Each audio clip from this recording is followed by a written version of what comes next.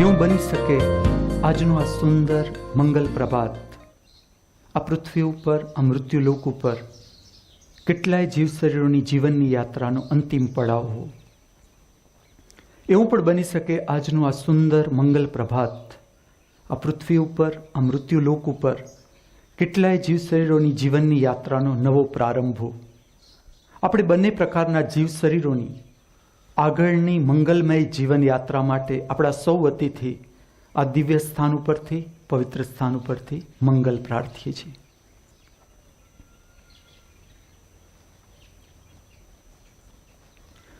The school of divine arts માં નૃત્ય કલાનો ધર્મ સાથે, આધ્યાત્મ સાથેનો સંબંધ એ વિષય ઉપર જ આજે આગળ વાત કરીશ.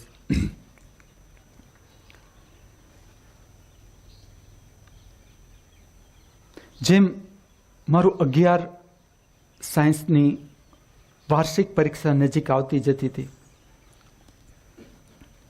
એમ મારું જ્યારે સમય મળતો, એકાંત મળતું, ત્યારે નૃત્યમાં પણ ખૂબ જ ઊંડાણ પકડાતું હતું, ખૂબ જ ઊંડાણ. અને સાથે સાથે મારી અંદરથી જે એક વાત આવતી હતી એવી આવતી હતી કે જો હું કદાચ 11 સાયન્સમાં પાસ નહીં કરી શકું, ફેલ થઈશ, નાપાસ થઈશ, તો હું પુનરાવર્તિત નહીં કરું. આ ધોરણ છોડવું પડે, ઘર કે અહીંયાથી મારે નીકળી જવું પડે તો હું નીકળી જઈશ, પણ આખો વર્ષ છે એ મારે આમાં બગાડવું નથી, ફરીથી ભણીને. એવું જ અંદરથી વાત આવે. આ એટલા માટે કહું છું કે જ્યારે તમારા ઊંડાણમાંથી નિર્ણય આવશે, આત્મામાંથી નિર્ણય આવશે, એ દ્વંદ નહીં હોય ત્યાં, એ એની નિશાની છે. એનો વિરોધ નહીં થાય અંદર ને અંદર, નહીંતર તમે દ્વંદમાં રહેશો. એક ડર લાગશે. ધારો કે તમે કોઈ નિર્ણય લેવા જાઓ છો અને ડર શરૂ થાય તો હજી મનનું ક્ષેત્ર ચાલે. અને જો ડર ન લાગે કે ના, જે થાય હું આ નહીં જ કરું પુનરાવર્તિત, એવું મને ધીમે ધીમે ધીમે આ વાત સ્પષ્ટ થતી જાય. એનું કારણ હતું કે જેમ જેમ મારું નૃત્યમાં ઊંડાણ પકડાતું જતું હતું, એમ ઉત્સાહ, એક અનેરો ઉત્સાહ મારી અંદર આમ 24 કલાકે મસ્તી રહે, આનંદ રહે. અને એની સાથે સાથે જે આ પ્રકારની વાત હતી કે આ વિજ્ઞાન હું કેવી રીતે કરીશ, વિજ્ઞાનના વિષયોમાં કેવી રીતે હું ઉત્તીર્ણ થઈશ, આવા બધા જે ભય હતા નાના નાના, એ બધા ધીમે ધીમે હું જોતો હતો તો મારામાંથી વિલીન થતા જતા હતા. અને એક નિર્ણય જ આવતો જતો હતો કે ના, આગળની જે મારી દિશા છે, જે કલાઓમાં મારે કામ કરવું છે, એ જ દિશામાં હું આગળ નીકળી જઈશ. એવું અંદરથી આવ્યા જ કરે. એ સમયના જે મારા સંપર્કમાં કેટલીક રચનાઓ આવી શ્રવણમાં, એ પણ બહુ જ સુંદર રચનાઓ હતી કે જેનો હું નૃત્યમાં બહુ જ ઉપયોગ કરતો. અને નૃત્ય મેં પ્રાગટ્યમાં પણ એની મને બહુ જ મદદ મળતી. એમાંથી એક હતી કોલ ઓફ ધ વેલી. આ પ્રકારનું કમ્પોઝિશન છે જેમાં હરિપ્રસાદ ચોરસિયાની ફ્લ્યુટ છે, કાબરાની ગિટાર છે અને સંતૂર છે, આમ શિવકુમાર શર્માનું. એ લોકોએ ત્રણેય ભેગા થઈને આ કમ્પોઝિશન બહાર પાડેલું છે. અને એમાં જે ભૂપ રાગ હતો, ભૂપાલી રાગનું જે કમ્પોઝિશન છે, આ જાતું છે.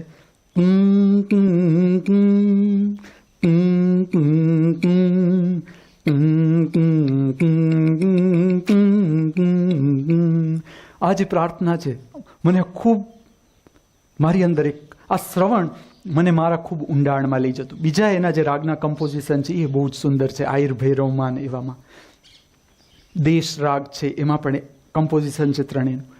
પણ આ જે કમ્પોઝિશન હતું સંગીતમય, એમાં મને કેવું થવા માંડ્યું કે એ સમય દરમિયાન મારું શાસ્ત્રીય ફિલ્મ સંગીત અવેલેબલ હતું મારી પાસે, જે નૃત્યનું પ્રગટ કરવાનું જે માધ્યમ હતું. અને મારો રસ પણ હતો. જે શાસ્ત્રીય નૃત્ય ગીતો હતા એમાં મારો ખૂબ રસ હતો, બહુ જૂનો રસ, કે જે હું નાનપણમાં પ્રગટ ન કરી શકતું મારું શરીર. પણ હવે એ નૃત્યો મારામાંથી પ્રગટ થવાના શરૂ થયા હતા. એટલે એ રસ મારો બહુ જોરદાર હતો કે શાસ્ત્રીય ફિલ્મી સંગીત જે છે, એના નૃત્યો છે, એનું પ્રાગટ્ય મારામાં જોર પકડતું હતું. એની સાથે સાથે જ્યારે આ કમ્પોઝિશન મારા હાથમાં આવ્યું, ત્યારે જેને આપણે કહીએ કે સંગીત કે જેમાં શબ્દ નથી. એટલે ત્યાંથી મારી નૃત્યમાં આ યાત્રા પણ શરૂ થઈ ગઈ કે જેમાં શબ્દો છે જ નહીં, એ પ્રકારના સંગીત ઉપરનું નૃત્ય. તો પોતે મને એમાં આકર્ષણ થાય કે આને નૃત્યના કમ્પોઝિશનમાં કેમ લઈ શકાય. એટલે જે એ દિશા તરફની મારી નિઃશબ્દ નૃત્યનું પ્રાગટ્ય છે એ કેવી રીતે રજૂ કરી શકાય, એની યાત્રા પણ મારી ધીમે ધીમે ધીમે જાણે અજાણે આ કમ્પોઝિશનથી શરૂ થતી હતી. પછી એ સમય દરમિયાન મને ખ્યાલ નહીં કે આ જે કમ્પોઝિશન હતા એ ચલા વહી દેશ, જે લતા મંગેશકરના મોટા નાના ભાઈ હૃદયનાથ મંગેશકરના કમ્પોઝિશન છે. પણ જ્યાં હું હતો ત્યાં કેસેટમાં કેટલીક રચનાઓ હતી. જેમ કે આવી રચના હતી એક કે માઈ મારો સપનામાં પરણ્યા રે દીનાનાથ, ઓ દીનાનાથ, માઈ મારો સપનામાં પરણ્યા રે દીનાનાથ. આ જે રચના હતી, આવી 2-3 બીજી પણ એની રચના હતી.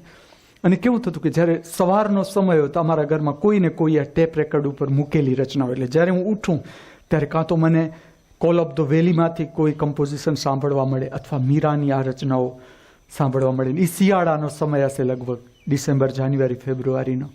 અને આ રચનાઓ પણ મને જે ભાવાત્મક પ્રાગટ્ય હતું અને મારું મીરા સાથેનું બહુ જ ઊંડું જોડાણ પાછળનું પણ, તો એ જે અમારો સંબંધ હતો એ ફરીથી જાણે પ્રગટ થતો હતો.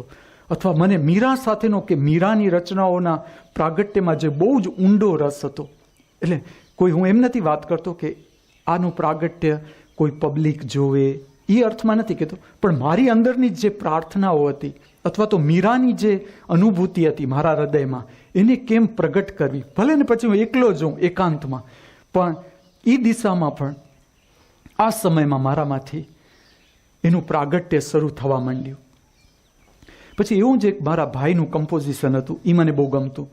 એ વખતે એમનું એક આખું જ ઋતુઓ ઉપર, વિવિધ ઋતુઓ ઉપરનું એમનું મ્યુઝિકલ કમ્પોઝિશન હતું, એમનું પોતાનું જ લખેલું.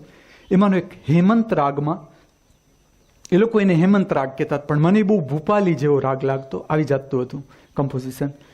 ઋતુ હેમંતની ચીની ક્ષણે પ્રિય તન બિંજાર અતીતની ના શબ્દો મને યાદ નથી, પણ એનું કમ્પોઝિશન આ જાતનું હતું. ઋતુ હેમંતની ભીની ક્ષણે પ્રિય નાના ના બિંજાર નાની નાની નયન ના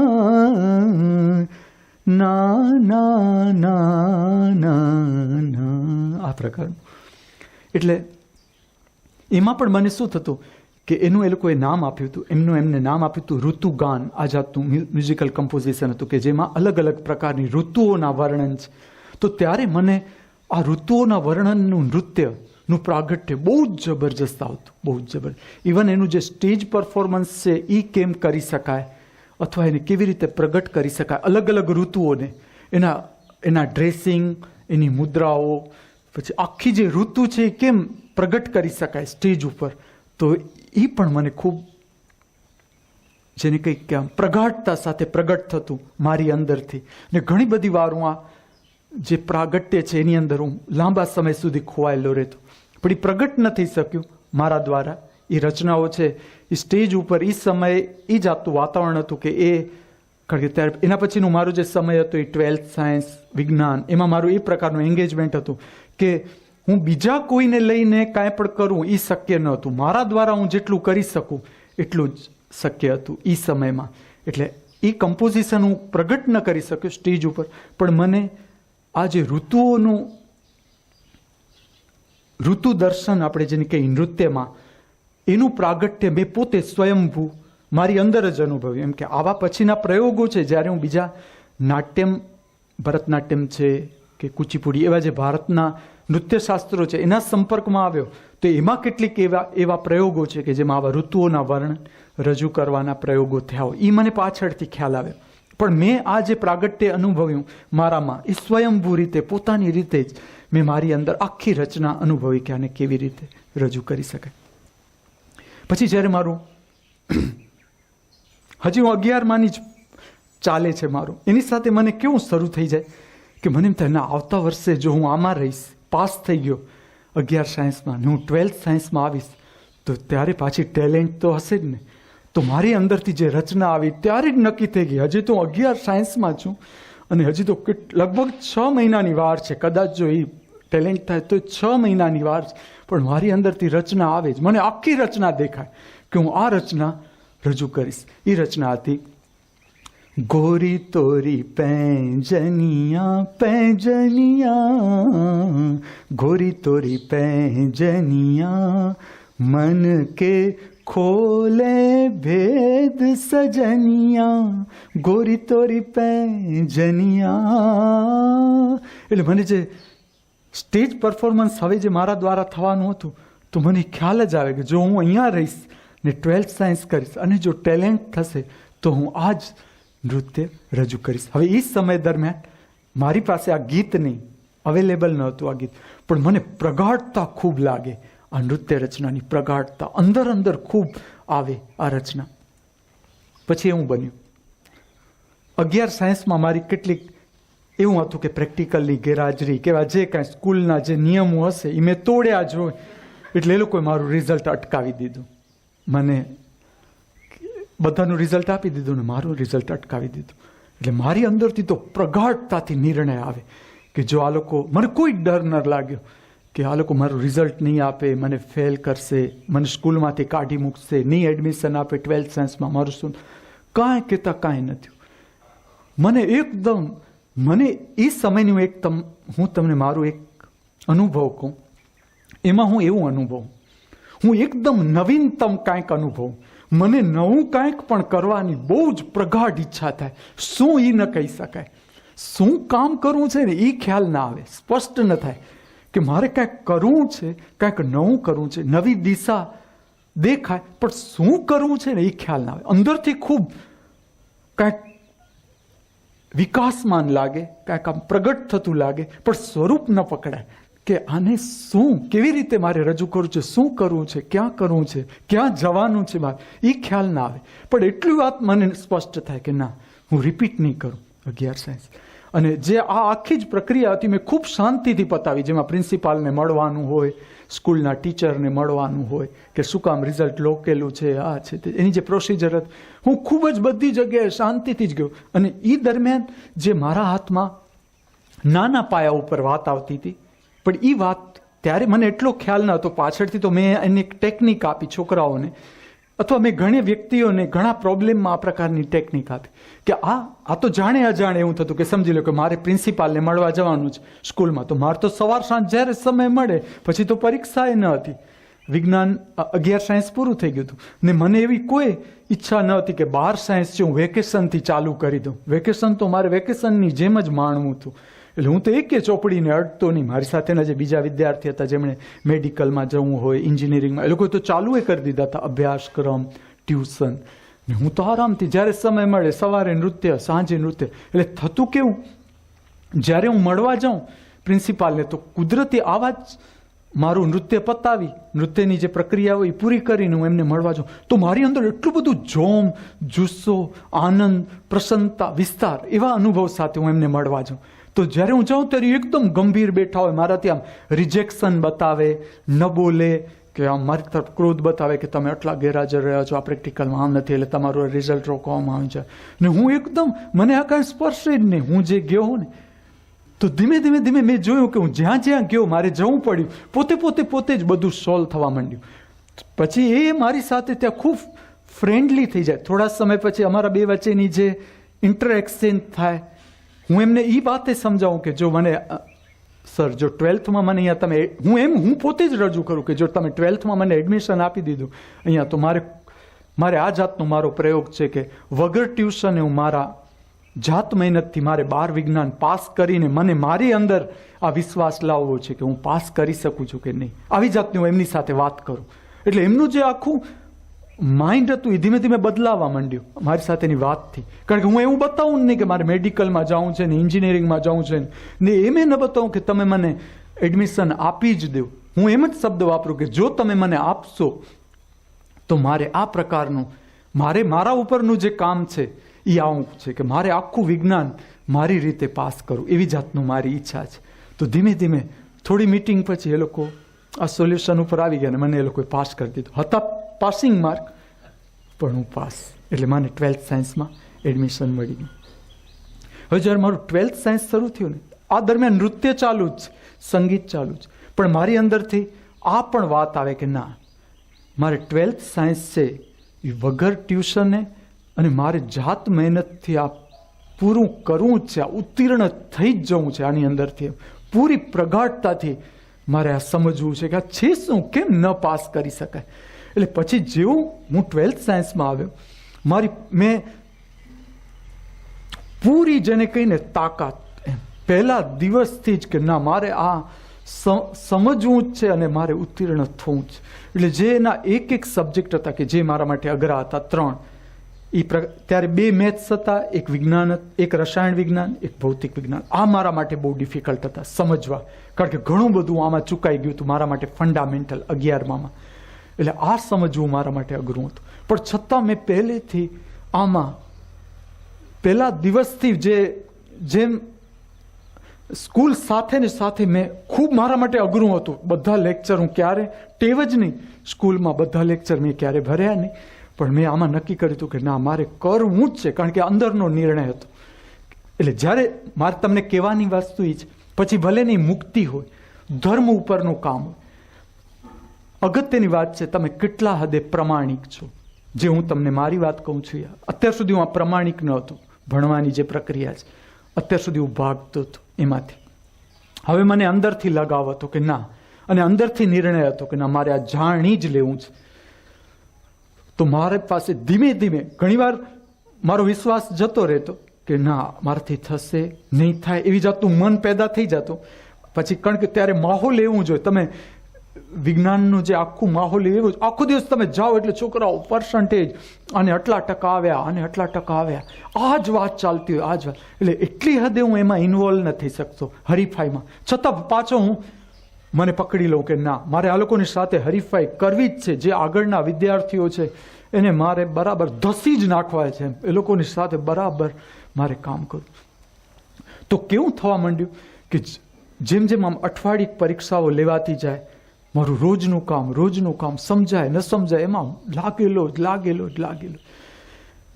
ધીમે ધીમે દ્વાર ખુલવા માંડ્યા પોતે મને ટેકનિક ખ્યાલ આવવા માંડી કે હા આમ કરું છું તો મને માર્ક મળે છે, આવું લખાણ થાય છે તો મને માર્ક મળે છે. આમ પછી છે ને હું તમને એ પણ કહું કે હું છે ને ગામડાના માહોલમાંથી આવતો હતો. તો ત્યાં અમારે કેવી જાતના હું માહોલમાંથી પસાર થતો કે ગાઈડ તો વાપરવાની જ નહીં, અડવાનું જ નહીં, ચોપડી સિવાય શેને અડવાનું જ નહીં, સમજવાનું નહીં. એટલે અમે ગણિત છે તો ગણિતમાં કોઈ દિવસ દાખલા જોવાનો કે સમજવાનો પ્રયત્ન જ ન કર્યો. એટલી જડતા પકડાઈ ગઈ હતી મારી અંદર. પછી હું ત્યાં જોઉં તો બધા હોશિયાર છોકરાઓ હોય, ક્લાસના રેન્કરો હોય, એ ગાઈડ લઈને બેઠો હોય તો મને નવાઈ લાગે. હું એમને પૂછું કે ગાઈડ તો કે હા એ તો જોવાય પડે કે કેમ સ્ટેપ લીધા છે આમ. તો મને ધીમે ધીમે એમ થવા માંડ્યું કે ચલો હું આ ટેકનિકનો ઉપયોગ કરું. તો ધીમે ધીમે મારા હાથમાં એ ગ્રીપ આવવા માંડી કે ચલો હું આવી જડતા કાંઈ પકડવાની, ક્યાં એવો નિયમ લખેલો છે કોઈ શાસ્ત્રમાં કે તમે ભણતા હો તો ગાઈડનો સમજવા માટે ઉપયોગ ન કરવો. તો ધીમે ધીમે હું સમજવા માટે એનો ઉપયોગ કરવા માંડ્યો. કારણ કે મારી છે ને ભણવાની ટેકનિક એવી હતી, સર શું સમજાવે છે ને એ મને ન સમજાય જ્યાં સુધી હું પોતે ન કામ કરું. આ મારી ટેકનિક જ હતી નાનપણથી. હું પોતે અભ્યાસમાં લાગુ પછી જ મને સમજાય કે આ શું કહેવા માગે છે. તો ધીમે ધીમે મને સમજાવવા માંડ્યું, મને વિશ્વાસે આવવા માંડ્યો કે ના મને આમાં બરાબર ખ્યાલ આવે છે કે આ આમ કહેવા માગે છે, આ ટોપિક આમ છે, એના સૂત્રો આમ છે. અને પછી તો મને ખ્યાલ, હું શરૂઆતમાં એમ કરવા જતો, હું એટલું ઊંડાણથી સમજવા જાઉં ત્યાં તો સ્કૂલની અંદર 3-4 ચેપ્ટર ચાલી ગયા અને હું હજી પહેલા જ ચેપ્ટરમાં. આમાં જે મને ફાયદો થયો એ થયો કે ખૂબ ઊંડાણ પકડવાને કારણે ત્યારે હું જે અનુભવ કરતો એ કરતો કે હું મારા આત્માના સંપર્કમાં આવી જાઉં, મારી એનર્જી ઇન્ટરનલ થઈ જાય. સમજી લો કે હું રાત્રે વાંચું છું, હું સમજવા જાઉં છું વિજ્ઞાનનો સિદ્ધાંત, હું વિજ્ઞાનનો સિદ્ધાંત સમજતા એનું ઊંડાણ પકડાતા, કારણ કે ઊંડાણ છે એ અંદરનો અનુભવ છે, ચોપડીમાં કાંઈ નથી. અને જેમ હું વિજ્ઞાનમાં જવા માંડ્યો એની સાથે હું જોઉં તો હું મારામાં એક ઊંડાણ અનુભવ, અને મારામાં જેમ ઊંડાણ અનુભવ એમ મને વિજ્ઞાન બહુ છીંછરું લાગે, બહુ સુપરફિશિયલ લાગે. મને એક વસ્તુ એ સમજાય કે વિજ્ઞાન ક્યાં અંત ઉપર છે. કઈ વસ્તુમાં વિજ્ઞાને એમ કીધું કે બસ આ લાસ્ટ નિયમ છે, આ તો ચાલ્યા જ કરે છે, શોધ ચાલ્યા જ કરે છે. ક્યાં શોધનો અંત આવ્યો કે ચલો આજે પૂરું થાય છે રસાયણ વિજ્ઞાન, આનાથી આગળ રસાયણ વિજ્ઞાન ન હોઈ શકે એમ ક્યાં છે? તો એ તો ચાલુ જ છે. તો મને એ સમજાવવા માંડ્યું કે આ જે વિજ્ઞાન છે અત્યારનું સત્ય છે, અત્યારનો યુગ છે, એ માત્ર આટલું જાણી શકે છે, આટલું એના હાથમાં આવ્યું છે, તો એના માટે એ સત્ય છે. એવી બધી કેટલું બધું વિજ્ઞાન સાથેનું મારું ચિંતન મારી અંદર ચાલે, મને એ બહુ ગમે. જેમ હું વિષયમાં ઊંડાણ પકડતો જાઉં એમ હું મારી અંદર ઊંડાણ આવે, મારી સમજ વધે અંદર. આ વાત મને બહુ જ ગમતી.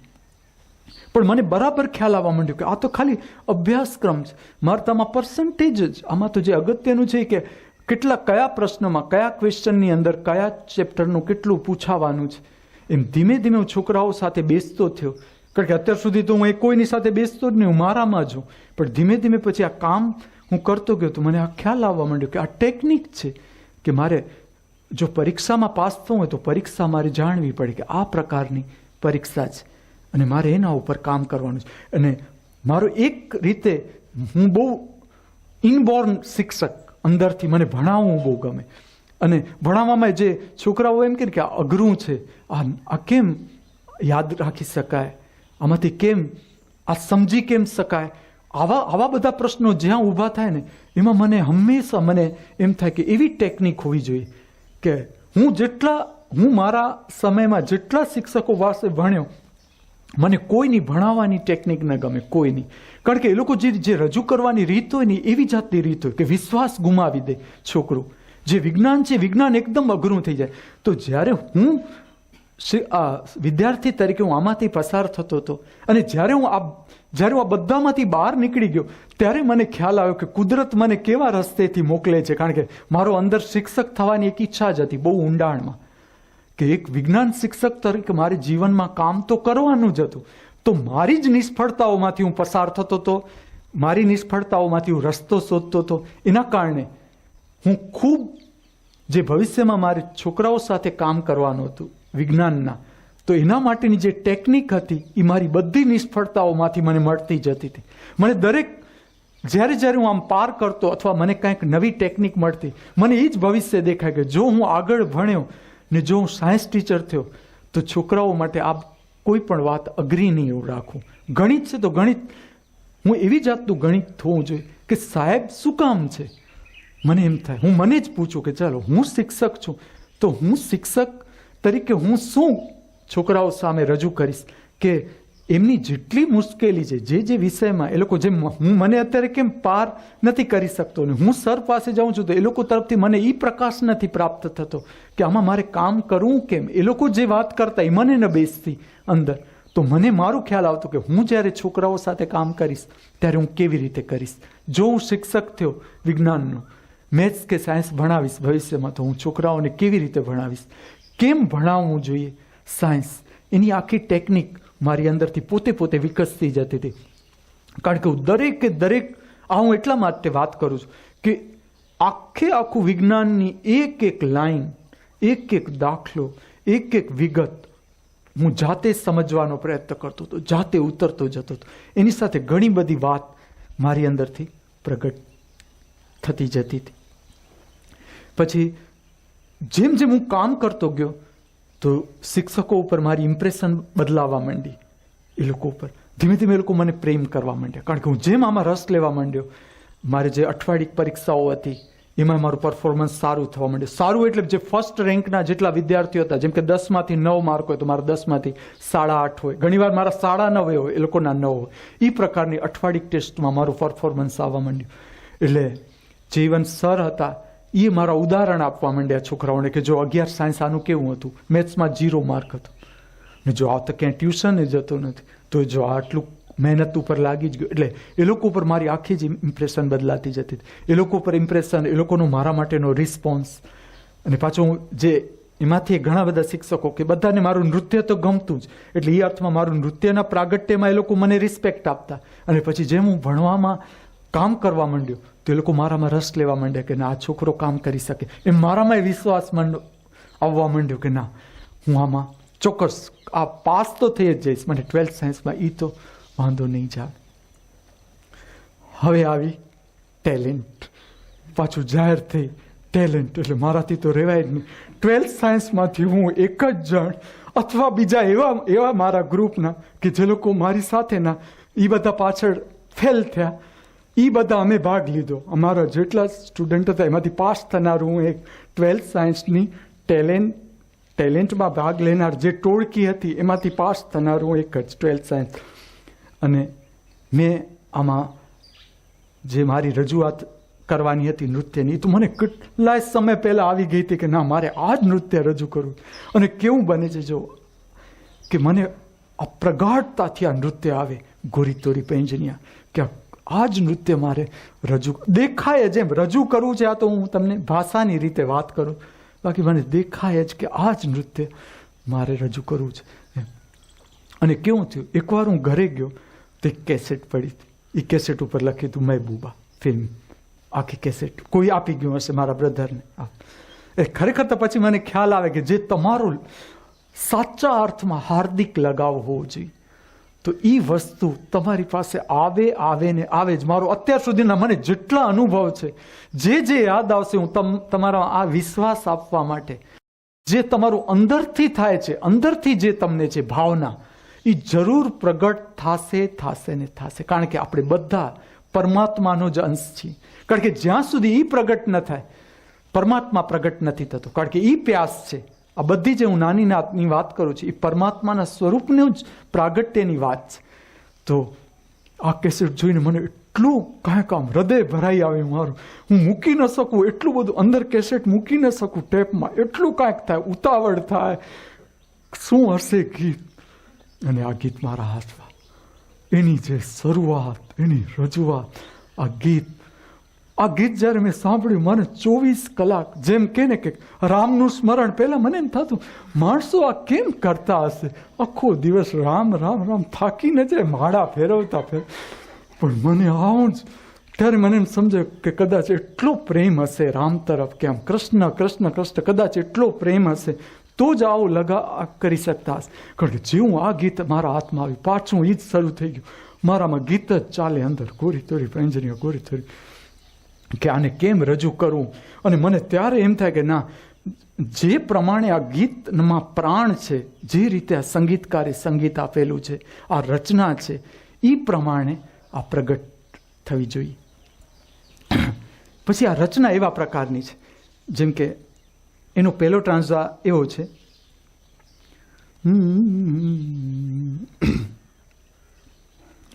પહેલા ટ્રાન્ઝામાં એમ કે છે, बैरन कहाँ सुनती है. પાયલને મારે એવો ભાવ વ્યક્ત કરવાનો છે, बैरन कहाँ सुनती है ये जो के कब उठती है, बैरन कहाँ सुनती है. તો મને આમાં જ મારું આમ રહે કે આ કેમ બતાવાય કે પાયલ છે, એમ બતાવવાનું છે કે એ ભાવના બતાવી છે કે જે ગોરીના એટલે કે જે ગોરીના પગમાં પાયલ છે, એ ચાલે છે ને એનો જે ઝનકાર પેદા થાય છે, તો એ તો રોકવાનો પ્રયત્ન કરે છે. એટલે કહેવાની વાત એ છે કે એના ઝનકાર દ્વારા એના હૃદયની ભાવના, એના હૃદયનો પ્રેમ પ્રગટ થઈ જાય છે. તો જે પાયલ છે એને ગોરી એમ કહે છે કે ના, પ્રગટ ન થવું જોઈએ, એ શરમાય છે પોતાનો પ્રેમ પ્રગટ કરતા. આ એનો ગૂઢાર્થ છે આખી રચનાનો. તો મને એમ થાય કે આ કેવી રીતે અભિવ્યક્ત થઈ શકે એમ. હવે જોજો કેવું આખું બને છે.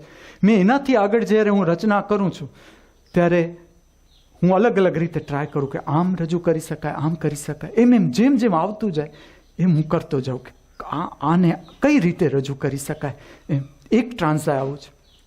બીજો ટ્રાન્ઝા એવો છે घर से निकलती है तू, गिरती संभलती है तू. અને મને આ ચાલે કે ઘર સે નિકલતી હે તું લેવું કેમ, ઘર સે નિકલતી હે તું એને નૃત્યમાં લેવું કેમ. એટલે પહેલી વાર મને જે આમ અંદરથી એક દર્શન આવ્યું એ રીતસરનું. આખી રાત આ રહી વાત, આખી રાત એમાં છે ને મને એમ આવ્યું કે હું ઘાઘર લઈ લઉં. ઘર સે નિકલતી હે તુંમાં હું ઘાઘરનો ઉપયોગ કરું, ઘાઘર લઈને હું ચાલું તો આ આખી જ જે રચના છે એનું પ્રાગટ્ય આવી શકે. હવે જે નૃત્ય એટલે સામાન્ય રીતે નૃત્ય માટે શબ્દ વપરાય કે જ્યારે તમે નૃત્ય ઉપર કામ કરતા હો તો એના માટે વપરાય કે પ્રેક્ટિસ, નૃત્યની પ્રેક્ટિસ. હું આને પ્રેક્ટિસ ન કહું.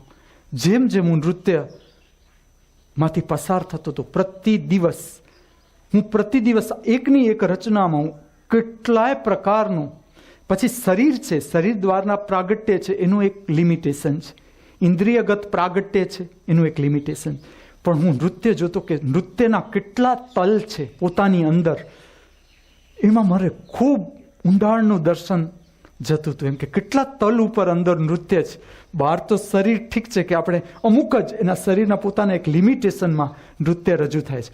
પણ જેમ તમે જે અંદરનો પ્રાણ છે નૃત્યનો એ તમે જેટલા ઊંડાણથી નૃત્યકાર અનુભવે, જેટલા ઊંડાણથી તમે નૃત્યમાં જાઓ અને જે તમે પ્રગટ કરો બધાની વચ્ચે, તો આ પ્રાણ છે જે નૃત્યનો તમે અનુભવેલો એ જે દર્શકનો પ્રાણ છે એની સાથે એક થઈ જશે, એના ઉપર અસર કરશે. ખાલી નૃત્ય મુદ્રાઓ નહીં, ખાલી ટેકનિકલ નૃત્ય નહીં, પણ તમે જે સાચા અર્થમાં પ્રાણ અનુભવ્યો છે, તમે એ સમયે તમારો આત્માનું પ્રાગટ્ય અનુભવ્યું છે કલામાં, તો એ કલાનું જે પ્રાગટ્ય છે, તમારા આત્માનો જે અનુભવ છે, આત્માના તરંગ છે, એ પ્રેક્ષક છે એના આત્માને સ્પર્શ કરશે. હવે કેવું બને છે કે હું જ્યારે આ નૃત્યમાંથી પસાર થાઉં છું, પ્રતિ દિવસ હું જોઉં છું કે ના, હું કંઈક અલગ જ અનુભવું, અલગ જ. અને કેવું થયું કે જ્યારે હું આ નૃત્ય સ્ટેજ ઉપર રજૂ કરવા માટે ગયો, એનાથી પહેલાં મને આ આખું જ આવે, આખું જ જેમ કે સુગંધનો અનુભવ પહેલેથી જ મને આમ પોતે જે આનાથી આગળની નૃત્યમાં આવું ન હતું, પ્રારંભમાં ન હતું, પણ આ તો મને પહેલેથી જ આમ જાણે કંઈક દૂરથી એક સુગંધ આવતી હોય, દૂરથી કંઈક મારા તરફ આવતું હોય. આમ સમજી લો કે કાંઈક દૂર છે ને એની આપણે દૂર એક બગીચો છે ને બગીચામાંથી સુગંધ આવે છે. એ પ્રકારનું હું આમ જેમ જેમ દિવસો નજીક આવતા જાય ટેલેન્ટના, અને હું અદ્ભુત એક શક્તિ, આનંદ, પ્રસન્નતા અનુભવતો જાઉં એમ. અને સાથે સાથે આમાં પણ મારું એટલી જ ગ્રીપ આવતી જાય. એવું નહીં કે ચલો ભણવામાં હું નબળો થતો જતો, હું અઠવાડિક પરીક્ષા હોય એમાં મારું નબળું કામ થતું જતું, એમાંય મારું એટલું જ સરસ કામ થતું જતું. વિજ્ઞાનના પ્રેક્ટિકલ છે તો પ્રેક્ટિકલ ઊંડાણથી સમજવાનું હું ટ્રાય કરું, અને એમાં જે બનતી હતી ઘટના આ બનતી હતી. નૃત્યમાં હું મારી અંદર ઊંડાણમાં ને ઊંડાણમાં જતો હતો, ઊંડું ને ઊંડું જતો હતો. અને વિજ્ઞાન મને એકદમ સુપરફિશિયલ લાગતું હતું. વિજ્ઞાનમાં મને એમ લાગે કાંઈ ઊંડાણ જ નથી. એ બે વચ્ચેનો હું કોન્ટ્રાડિક્શન મારામાં અનુભવતો હતો. એ આ કે એક બાજુ મારામાં મને ઊંડાણ લાગે તો મને જે વિગત છે એ મને બહુ જ છીંછરી લાગે, બહુ જ ફિઝિકલ, બહુ ભૌતિક લાગે. પછી એની સાથે સાથે જે એક વાત બનતી, કારણ કે જે આ વિજ્ઞાનની તૈયારીઓ રાત્રે 12 વાગે 1 વાગે પેટ ખરાબ થઈ ગયા હોય આખું, પણ હું તો આની પાછળ લાગ્યો જ હતો, આ કામમાં લાગ્યો જ હતો. અને એ સમયે હું તમને વાત કરું એક કે મારા જે દીવા માટે પ્રાણ તરસે ને, દીવો અથવા અંધારી રાત અથવા ચંદ્રની રાત અને દીવો, આમ પ્રાણ તરસે મારા કે ક્યારે હું દીવાનો પ્રકાશ જોઈશ.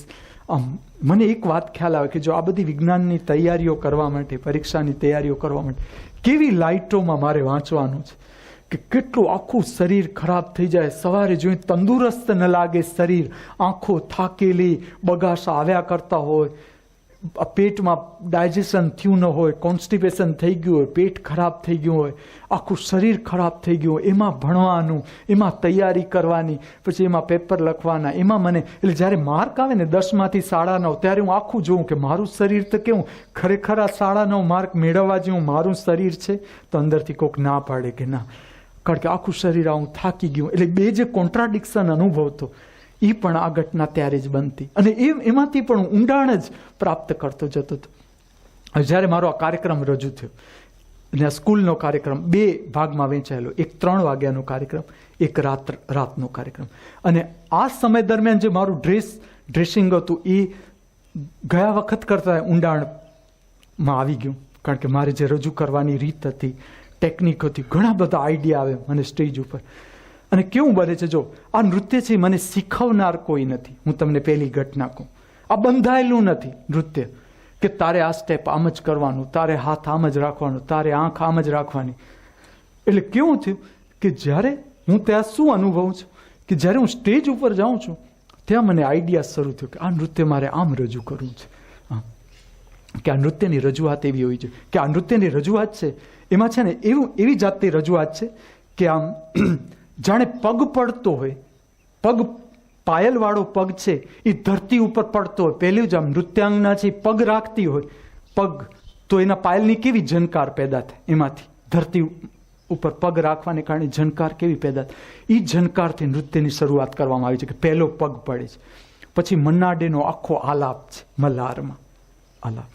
તો જ્યારે હું ત્યાં ગયો તો મને જે ઓડિયન્સ હોય એક અદ્ભુત વિશ્વાસ લાગે મને, ને ઓડિયન્સનો મારા તરફનો પ્રેમ.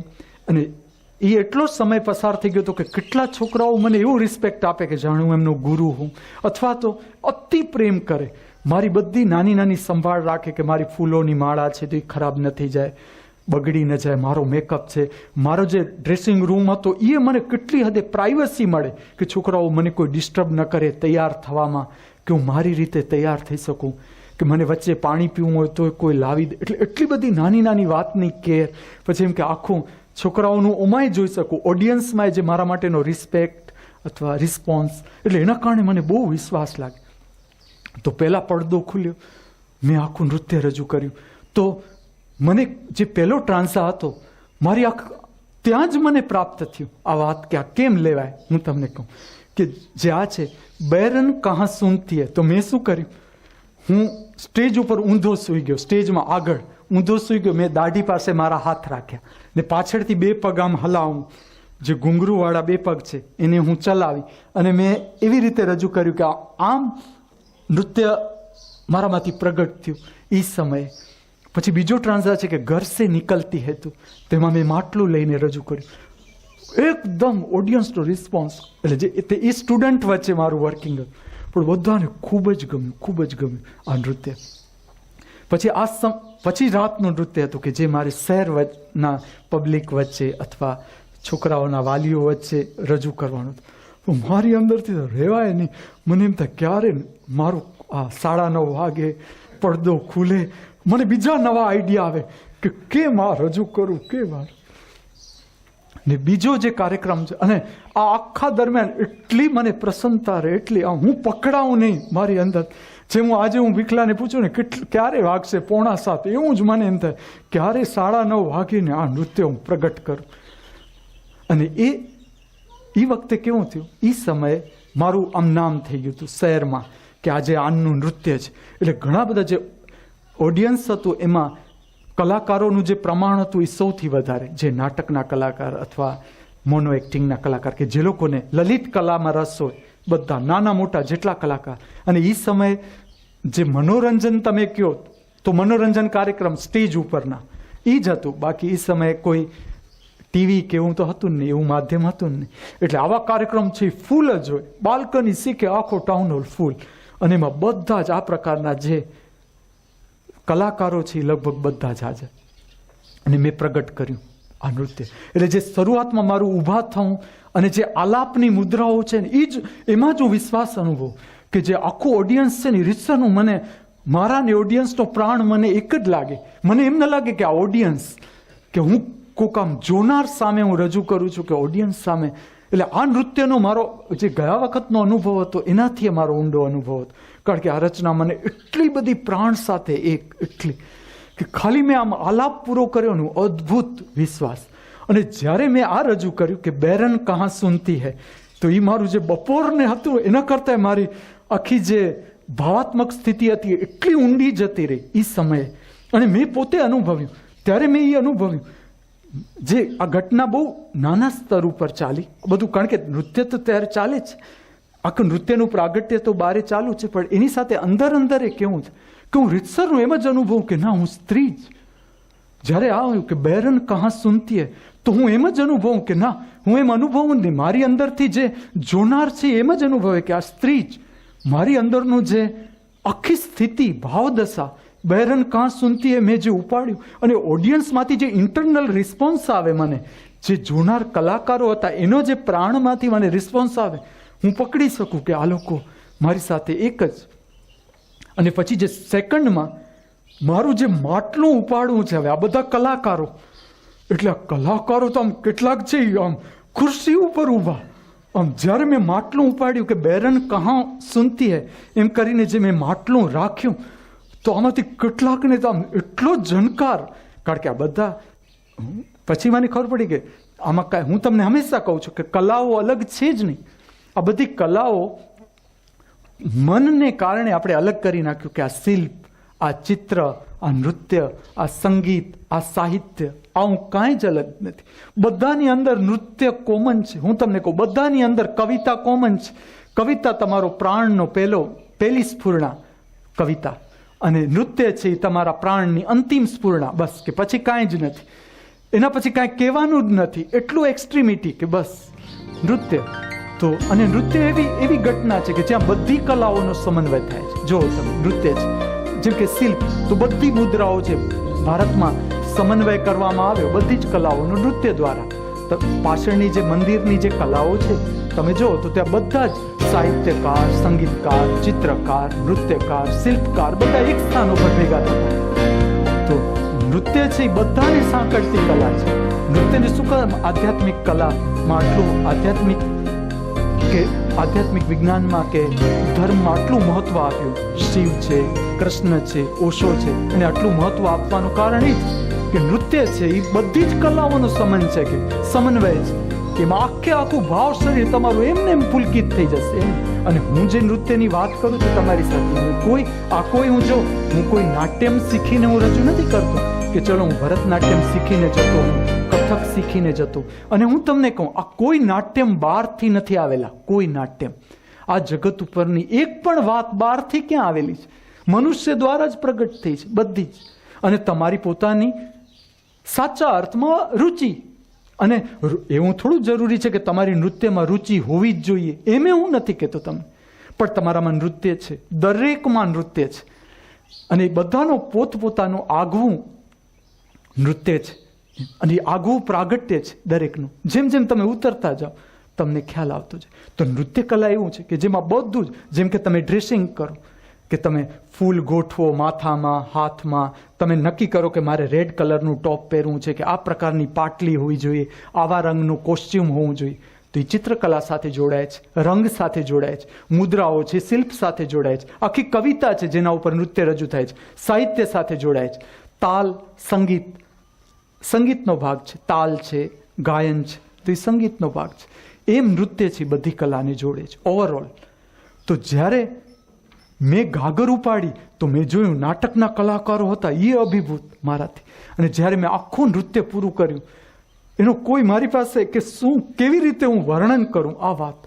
એટલે એટલું જ કહી શકાય કે અતિ પ્રસન્નતા, અતિ આનંદ, કે આમ જાણે બધા જ કાળ ભેગા થઈ ગયા, ભૂતકાળ, વર્તમાન, ભવિષ્ય, કાંઈ રહ્યું જ નહીં.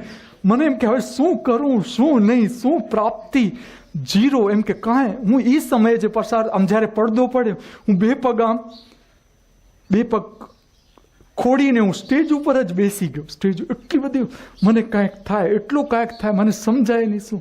અને નૃત્ય પૂરું થયું, મને સ્ટેજમાંથી તમે જુઓ ને, આ લોકો રોકવા પડે, એટલા બધી વ્યક્તિઓ મને મળવા માટે આવે, અને કલાકારો. આમાંથી જ્યારે આખો જ પ્રોગ્રામ પૂરો થયો, આમાં મારે એવું જ કરવું પડ્યું, મારાથી ઘરે ન જવાયું, હું મારા ડ્રેસિંગ રૂમમાં જ બેઠો રહ્યો, કારણ કે એટલું બધું કાંઈક અંદરથી થાય, એટલું બધું. અને શું થાય હું આજે તમને સમજાવી દઉં, કે જ્યારે તમે પૂરા નૃત્યમાંથી પ્રગટ થાવ, બધા જ શક્તિ ક્ષેત્રો છે અંદરના, બધા જ પુલકિત થઈ જવાના, બધા. એટલે એટલું બધી નવી શક્તિ પ્રાપ્ત થાય તમારી અંદરથી, કે જે તમારે આનાથી આગળ જે સેન્ટર છે જેમાંથી શક્તિઓ પસાર થઈ છે, મનના સેન્ટર છે, એમના માટે સાવ નવી વાત છે. જ્યારે તમે નૃત્યમાંથી પસાર થાવ ઊંડાણથી, ત્યારે જે શક્તિ પેદા થશે એ શક્તિ સ્થાન છે, જે એટલે મન તો કેવું છે કે જે એણે અનુભવ્યું છે આગળ ભૂતકાળમાં, એના ઉપર મન રચાયેલું છે. તમે જ્યારે નૃત્યમાંથી પસાર થશો પૂરા પ્રાગટ્ય થશે, આખી નવી શક્તિ તમારામાંથી પ્રગટ થશે. એ મને રેકોર્ડ નથી કરેલી આગળ, એટલે મનને એનું રેકોગ્નાઇઝેશન કરવું, એને ઓળખવું એ બહુ અઘરી પડશે કે આ શું થઈ રહ્યું છે. આ સંવેદના તમે પોતે અનુભવ્યું હશે, જે ધ્યાનમાં જતા હશે તમને સેજ કંપારી આવશે, આમ તમને એમ થતું હશે કે આ શું હશે, કે આમ સેજ મગજમાં અંદર ચડ થઈ, પીઠમાં ચડ આવી, એવું કાંઈ પણ થવા માંડ્યું કે અંદરથી કાંઈક જાણે આમ જ્યોતિ પ્રગટ થઈ, આવા કોઈ પણ અનુભવ થવા માંડે, મન તકલીફમાં મુકાઈ જશે. કારણ કે મન ક્યાં છે? ભૂતકાળના અનુભવ ઉપર મન રચાયેલું છે. તો કાંઈક પણ નવીનતમ ઘટના બનશે, મન એને સ્વીકારી શકશે નહીં. એટલે પરમાત્માને મન નહીં સ્વીકારી શકે, કારણ કે પરમાત્મા પ્રતિપલ નવીનતમ અનુભવ, પ્રતિપલ. અને આ જે હું અનુભવ કહું છું, હું તમને કહું જ એટલા માટે કે જો હું જ્યારે સ્ટેજ ઉપર જાઉં છું, મારી કોઈ તૈયારી નથી, હું કોઈ રીતે બંધાયેલો નથી કે આ નૃત્ય હું આમ જ રજૂ કરીશ.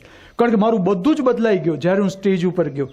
જે હું ઘરમાં કરતો હતો, કારણ કે ઘરના એ વખતના મારા જે રૂમ હતા એ 15x20 ને એવા રૂમ, નાના નાના રૂમ હોય, ક્વાર્ટરના, ગવર્મેન્ટ ક્વાર્ટરના રૂમ હોય, એમાં સોફા પડ્યા હોય, ખુરશી પડી હોય, ટેપ પડી હોય, એટલામાં જગ્યા કરીને નૃત્યની પ્રેક્ટિસ કરતા હોય. ને આ ટાઉન હોલ પૂરેપૂરું વિશાળ જગ્યા અને પૂરેપૂરું કવરેજ સાથે પૂરા પ્રાગટ્ય થાય, એટલે એ આખી વાત જ અલગ હોય. મેં જોયું કે બંને ઘટના, બપોરનું નૃત્ય અલગ હતું, રાતનું નૃત્ય અલગ હતું. એમાંની જે કેટલીક વાત છે ને એ હું તમને કહીશ. કારણ કે જે કેટલાક કલાકારો જે મને મળવા આવ્યા ને, સિનિયર કલાકાર એ સમયના, કે જેમણે રાજ્ય કક્ષાના નાટકમાં ઇનામ મેળવ્યા હોય અથવા મોનો એક્ટિંગમાં કામ કર્યું હોય, રાજ્ય કક્ષા સુધી કામ કરેલું, અને નાટકમાં ખૂબ જ આમ દિલો જાનથી નાટક, એ સમયના જે નાટક છે એમાં થયેલા કલાકારો, એ લોકો એટલા અભિભૂત, એ લોકો મને છેલ્લે આખો પ્રોગ્રામ પતી ગયો એ કલાકારોના ગ્રુપ સાથે હું, એમાં એક જણો એની આંખમાં પાણી, એણે જે મારા માટે શબ્દ વાપર્યો ને એ વાપર્યો. એણે મને એમ કીધું મારા પીઠ ઉપર હાથ રાખીને કે મને વિશ્વાસ છે કે હવે સ્ટેજ ઉપર કોઈ ખોટો કલાકાર નહીં આવી શકે. એટલે આ હું તમને વાત કહું કે એમ તો કેટલાય કાર્યક્રમ થતા હોય, કેટલા કલાકાર હોય, પણ આ એની ભાવના છે. જે મારી સાથે ઘટના એ બને છે કે જે આનંદ, ઉત્સાહ, પરમાત્માનો જે અનુભવ મેં કર્યો એ જ એણે કર્યો એ સમયે. કારણ કે અમારા બેઉની ફ્રીક્વન્સી એક જ, આવૃત્તિ એક જ હૃદયની, તો એ મારી સાથે હૃદયથી જોડાય છે, હૃદયથી. અને એ એના જે શબ્દો છે એ જ. કારણ કે હું જ્યારે એ વાત કરી છે ને કે આ સ્ટેજ ઉપર નહીં આવી શકે, ત્યારે મને ખબર છે કે હું સ્ટેજનો આર્ટિસ્ટ નથી, હું નૃત્ય સ્ટેજ માટે કરવા માટે નથી આવ્યો. એ મને સ્પષ્ટ છે કે આ તો મારો એક યાત્રાનો ભાગ છે, કે મારું એક જે પાછળ રહી ગયેલું કર્મ છે હું પૂરું કરું છું સ્ટેજ ઉપરનું. બાકી સ્ટેજ સાથે મને કોઈ લેવા દેવા નથી. એ ખ્યાલ આવે, પણ છતાં મને એ ખ્યાલ આવે એની જે ભાવના છે મારા માટેની, આ કે એટલી બધી અભિભૂત મારાથી, કે મારા નૃત્યથી. અને એણે કીધું કે મેં આવું કોઈ દિવસ આવું નૃત્ય જ નથી જોયું, આ પ્રકારનું નૃત્યમાં મેં આવી અનુભૂતિ ક્યારે કરી જ નથી. એની આંખમાંથી આંસુ. પરમાત્માનું અસીમ દિવ્ય રહસ્યમય સ્વરૂપ સમજવા, સ્વીકારવા આપણે સૌ સમર્થ બનીએ. આ પૃથ્વી ઉપર, મૃત્યુલોક ઉપર આપણા જીવનની જે શેષ ક્ષણો બાકી છે એનો ઉપયોગ આપણે આપણા જીવનના કલ્યાણ માટે અને સર્વ જીવોના કલ્યાણ માટે કરી શકીએ. એ ભાવના સાથે, પ્રાર્થના સાથે મારામાંથી જે બોલ્યા, તમારામાંથી જેણે સાંભળ્યું, બંનેને મારા હાર્દિક વંદન કરું છું. અસ્તુ.